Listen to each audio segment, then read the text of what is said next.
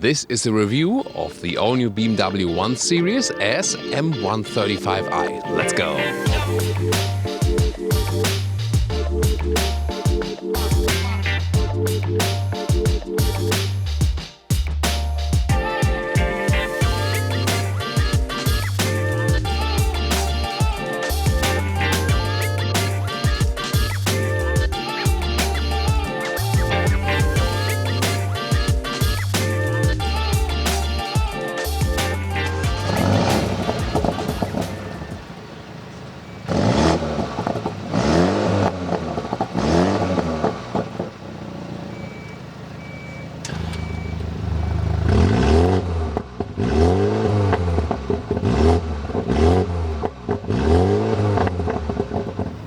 A short preview for you here. We'll do a short launch control. We have enough space here at the moment. No one is coming, but still, please don't do this at home, kids. Just for you here. Let's go.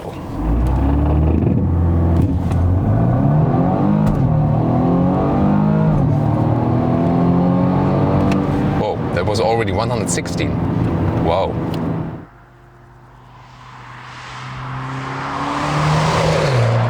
In the front there is a noticeable design shift to more horizontally drawn headlamps.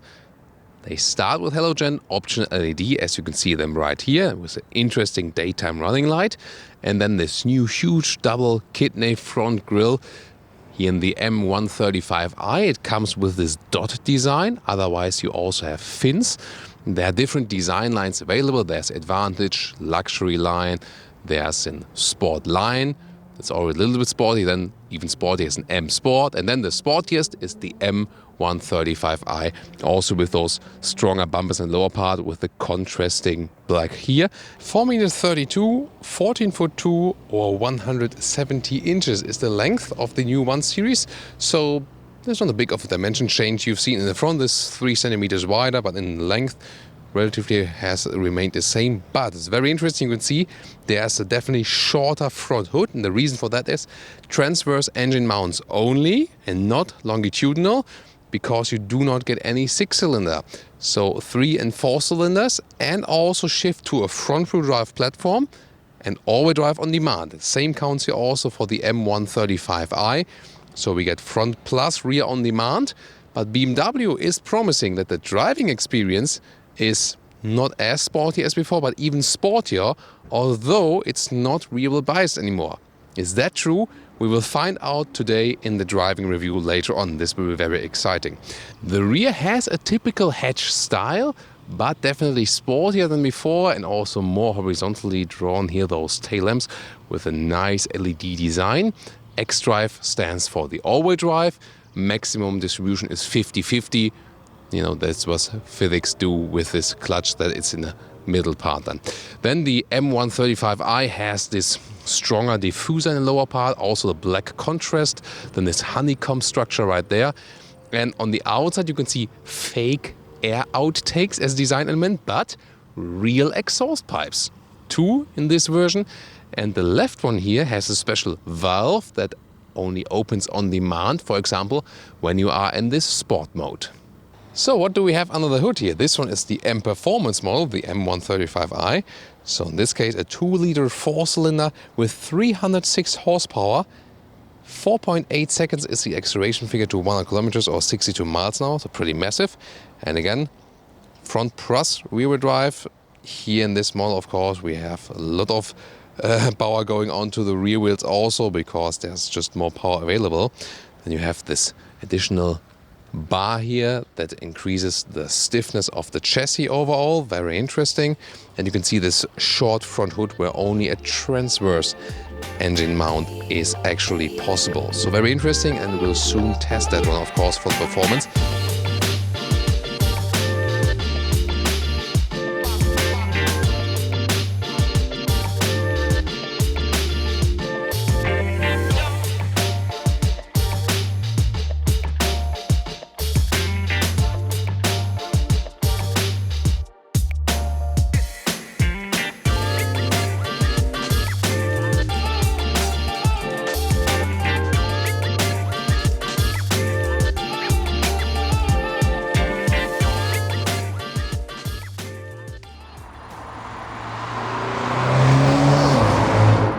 This is the car key, slim and light. As always with BMW, you close it with pressing the BMW logo. And you can see here the M colors at the side here for the M135i. First of all, the seats. Generally, you can get a normal seat, you can get a sports seat, and then you can get this one here, the M Sport seat with the integrated head restraint. I'll soon tell you more about the comfort. Then about the surfaces, the 1 Series offers different fabric surfaces for the base seats. Then there are also a mix of fabric and Sensatec, the leatherette by BMW, for example, available. And this one here you can see is a mix of fabric and Alcantara. And this is actually a good mix because the fabric part stays even a little bit cooler than the Alcantara in summer times, but the Alcantara prevents you from sliding on the seat. So this is a very intelligent combination and all animal free. That's also very nice. Let's get inside. And well, one advantage of this new platform is that you have more interior space, although the car has not changed in the exterior dimension. And here for tall drivers, it's no problem. 1.86 m or 6'1". You know that if you've subscribed. And there's a lot of headroom still left. This is the new interior layout. Again, soft touch here at the top part. Very interesting with the blue contrast stitch. Then you get different decor elements. This one feels very nicely also. It's a very interesting structure. This climate unit here is still somewhat manual. Of course, you have the screen, but you can control it while driving pretty easily. I still like when you can do that and not everything is going up to the screen right there. Steering wheel, you can also start the voice input right here with this button. Then you don't have to say, hey BMW. And then you can also change the volume right here, for example, or use this here to control the instruments. Then there's a steering wheel heating available right there. Pretty cool for winter times. Left side then for the adaptive cruise control that is available. You activate it right there. And again, all the buttons here are very well done. In those digital instruments, you can see, oh, even in the correct vehicle color, I have this visualization of my car at the moment. When I start up, you can see the revs go counterclockwise. Yeah, at first we were really, saying, oh, how can you do that? But I have to say, you get used to it when you, drive it a little bit more often. And also in the middle part, you have more space than, for example, for a GPS information. Interesting that when I open the rear door, you can see here how it's cut out here from the glass. Well, this is a little bit sharp. It's okay, but it's very interesting. You can see it here. Here again with this insert of fabric in blue and Alcantara on the outside, so the same design styling as in the front. Here the M colors also at the seat belts, very nice. Oh, look at that, USB-C ports in the middle. There is a middle tunnel because it's still a car where you can get all-wheel drive. All-wheel drive is standard for the M135i, as I said, for the top engines, and optional then for other engines. Well, and legroom-wise, in numbers, this car here has 3 centimeters more legroom than the predecessor and 2 centimeters more headroom than the predecessor. And this is where this new platform change also plays an effect. So before I could not sit in the rear with the 1 Series in the predecessor.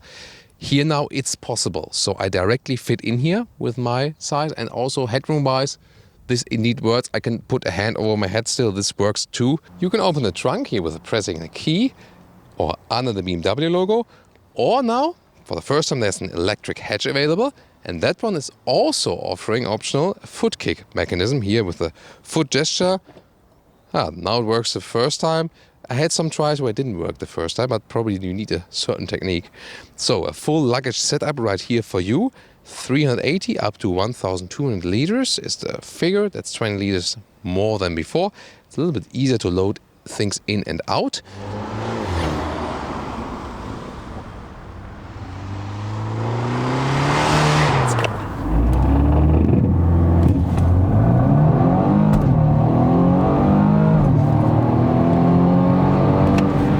Was already 116. Wow.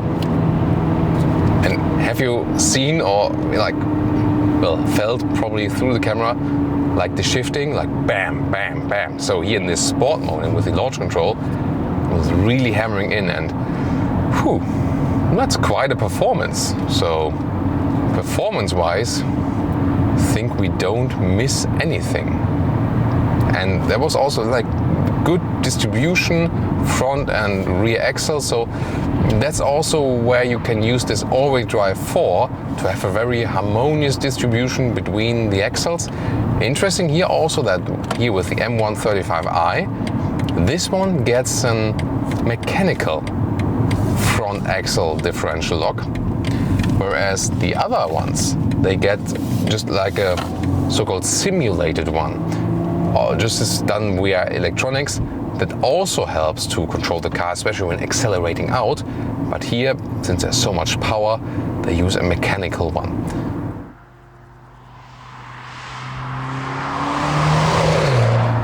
And now, some more countryside roads, and I really want to accelerate out of corners. Nice. That's really nice. So, I mean, I didn't have this like kicking in rear axle or so that it's spinning me around, but I did not feel any front wheel bias either. So it's not that you would say this is a front wheel drive platform and so it feels so front wheel drive heavy. It's really more that you have a balanced feeling, you know. So the overall car feels so balanced. Nice here also on the brakes, and you know, when you steer left and right, so precise all of the commands. And again, when you accelerate out of the corners, it's something in between.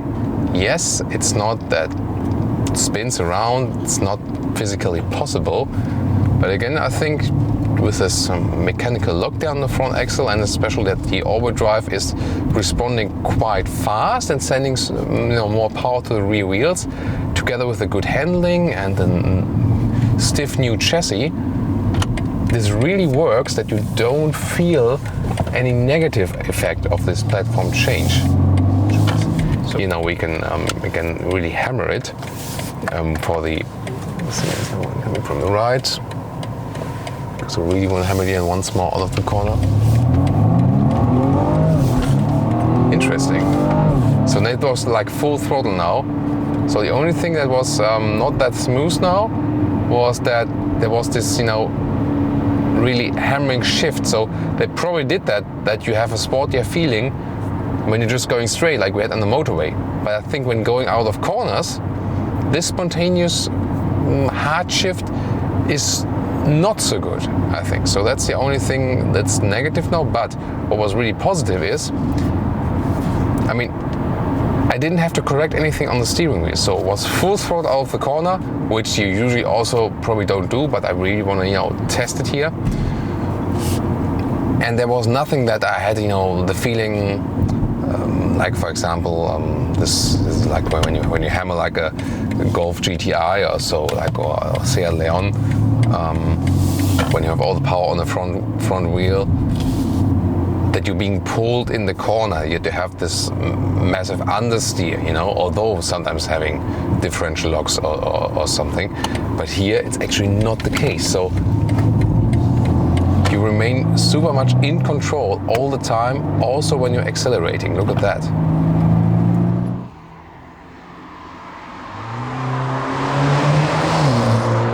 And now to our conclusion for today with the all-new BMW 1 Series. Well, from the exterior it has somewhat changed, yes, especially with this new big front grille there. Well, it looks, you know, pretty strong for this segment, but I think it does work. You see that the front hood is somewhat shorter, but I personally think the car looks pretty good as it is. It has had different opinions. Would like to hear your opinion again in the comments, but I think it has a nice compact hatch style, especially here as the M135i. Well, but if you, for example, just want to get a cheaper one or don't need so much power as this one here, but you still want the sporty look, there are those different sport lines. You can step it up step by step then and get already a sporty look, but without paying all the extra price for the big engine. The interior, now more space, especially in the rear. That's what this new platform is also for. And a great interior quality. Probably one of the best build qualities we've seen with BMW overall so far. And there is really no difference to the very big high luxury cars BMW is also offering. You already get everything here in the 1 Series, be it the infotainment or be it the build quality. Also great seating choices they have here, a lot of different fabric choices, so you already get some attractive seats as for the base models. But in this case, I can really also recommend this integrated head restraint sport seat because it's really very comfortable. So the comfort is also very good, and as for the driving, which was the most significant part of today, it really feels so agile. The handling is really awesome. So you do not miss a 6-cylinder as for the power. You do not miss any, rear-wheel bias.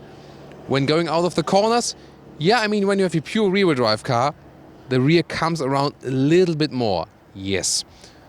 But however, this one here feels very much balanced, and especially you don't have any effect that you would be dragged into the corner. There's no understeering whatsoever, so you can be in control all the time.